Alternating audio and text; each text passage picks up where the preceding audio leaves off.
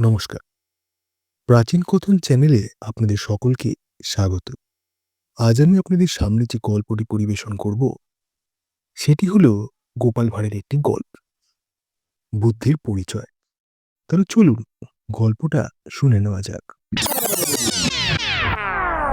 রাজদরবারে মুন্সি রাজা কৃষ্ণচন্দ্র সিংহাসনে বসে রয়েছেন।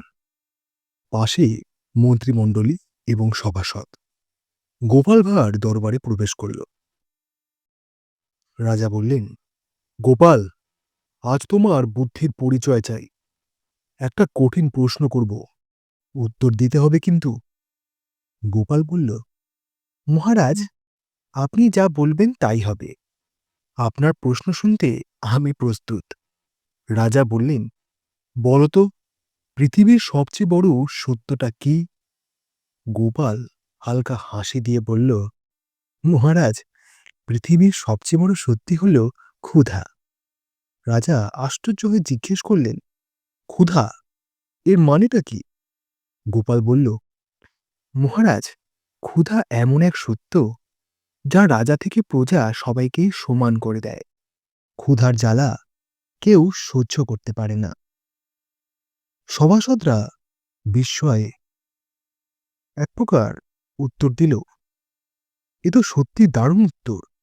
রাজা হেসে বললেন, সত্যি গোপাল, তুমি তো আমাদের নতুন করে ভাবতে বাধ্য করলে। সেই দিনই দুপুরবেলা রাজপ্রাসাদে ভোজনের আয়োজন হয়েছে। রাজা গোপালকে রাজপ্রাসাদে ভোজের নিমন্ত্রণ জানিয়ে দিলেন। বিশাল আয়োজন চলছে। রাজা জিজ্ঞেস করলেন, গোপাল, তুমি তো ক্ষুধার কথা বললে হে, আজকের ভোজনে তোমার ক্ষুধা মেটাতে পারবে তো? গোপাল বলল, মহারাজ, ক্ষুধা মেটানোর জন্য শুধু খাবার নয়, ভালোবাসাটাও দরকার। রাজা বললেন, "হ্যাঁ, তাহলে খাওয়ার সঙ্গে আমাদের ভালোবাসাও গ্রহণ করো।" গোপাল বলল, মহারাজ, এই ভালোবাসাই আমাকে সবসময় আপনাদের কাছে টেনে আনে। এরপর গোপাল আনন্দের সঙ্গে খেতে শুরু করল। রাজা এবং সভাসদরা তার কথায় মুগ্ধ হয়ে গেল। জনতার মধ্যে গোপালের গল্প ছড়িয়ে পড়ল। জনতা গোপালের গল্প শুনে হাসতে লাগল। জনতার মধ্যে একজন ব্যক্তি বলে উঠলেন, গোপালের মতো বুদ্ধিমান লোক সত্যিই বিরল। তার প্রতিটি কথায় এমন এক বার্তা থাকে যা আমাদের জীবনের সঙ্গে ওতপ্রোতভাবে জড়িয়ে যায়। আপনার কি মনে হয়?